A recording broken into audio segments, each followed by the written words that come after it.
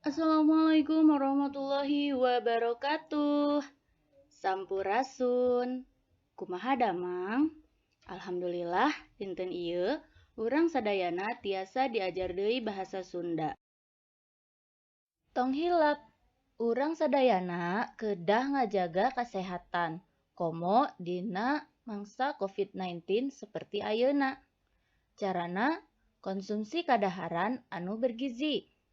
Urang oge kedah sering olahraga. Olahraga naon wae anu bisa dilakukan di imah. Sering ngombah panangan ku cai anu ngamalir atawa ku hand sanitizer. Urang oge kedah nganggo masker upama urang kapaksa kudu keluar imah. Sarta nu paling penting kudu sing bunga hatena nya. Dina danget ieu, urang bakal diajar materi warta. Nu kumaha ari warta teh? Sateuacan urang diajar warta, urang kudu apal heula naon wae tujuan urang diajar materi warta. Anu kahiji, supaya urang bisa ngajelaskeun wangenan atau pengertian warta. Teras urang tiasa neangan informasi tina warta.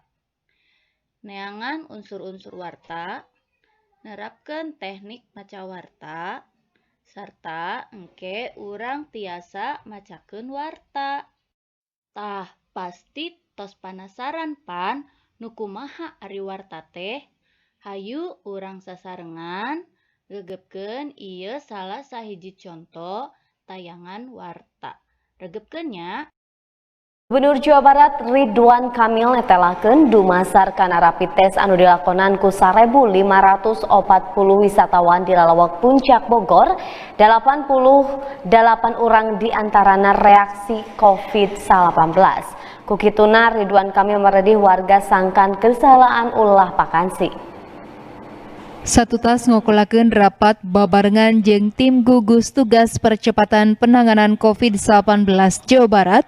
Gubernur Jawa Barat Ridwan Kamil netelakeun dumasar kana rapid test anu dilakonan ka 1.540 wisatawan di lelewek Puncak Bogor, 88 urang diantarana katohyan reaktif COVID-19. Kukituna, eta gubernur anu dilandih Emil meredih warga sangkan keur saheulaan ulah pakansi. Sanajan kitu, pihakna satekah pola ngaronjatkeun kawaspadaan sarta bakal nyorang swab tes ka eta 88 urang warga anu reaktif COVID-19. Kita pola tes di atas 1.500-an dan didapati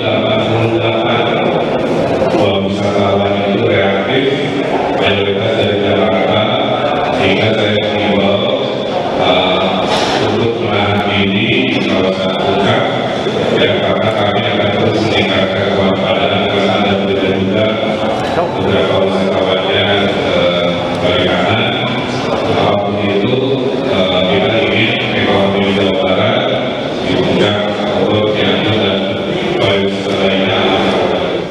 Emil ngembohan pihakna bakal leuwih musirkeun panitenanana kana prak-prakan tes masif COVID-19 di tilu zona nyaeta pasar tradisional, tempat wisata, stasiun katut terminal.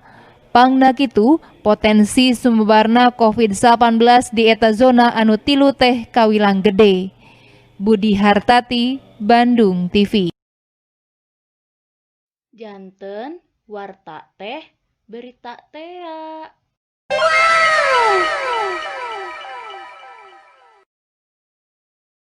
Leuwih jelasna dina buku Gapura Dwi Bahasa, warta teh nyaeta hiji tulisan anu eusina informasi pikeun ditepikeun ka balarea, miboga sifat faktual, objektif, tur netral.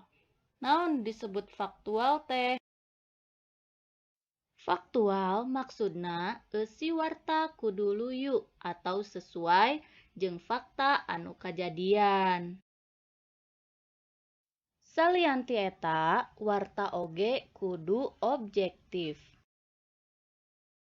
Objektif maksudna Tulisan kudu murni mangrupa fakta, teu meunang ditambahan ku opini panulis. Sarta nu namina warta kedah netral. Netral maksudna dina warta anu sifatna konflik, warta teu meunang mihak salah sahiji golongan. Basa nu digunakeunna tangtu wae basa formal. Urang tiasa milari warta di mana wae, dina koran, dina radio, dina TV, dina internet, jeung rea-rea deui. Tapi urang kudu bisa milih mana informasi anu bener atawa ngan saukur hoax. Media warta aya anu wangun visual atau mangrupa teks. Biasana kapanggih dina koran atawa dina sosial media. Aya oge anu wangunna audio atawa sora hungkul. Biasana kapanggih dina radio. Aya oge anu wangunna audio visual atawa gambar jeung sora. Anu sok kapanggih dina TV atawa dina sosial media. Cindekna, warta nyaeta tulisan anu eusina informasi mangrupa fakta nu ditepikeun ka balarea. Mediana bisa mangrupa audio, visual, atawa audiovisual. Tah, di dieu aya contoh teks warta. Pek baca sing tenget, teras cobi pilari informasi naon anu aya dina eta warta.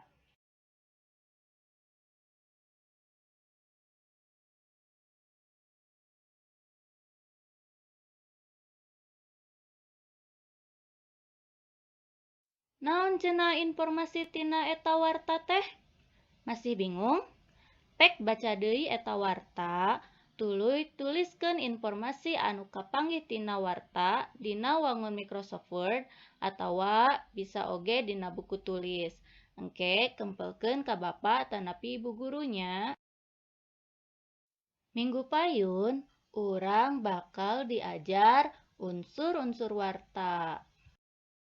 Sakitu anu kapihatur, wilujeng tepang deui minggu payun. Wassalamualaikum warahmatullahi wabarakatuh. Sampurasun.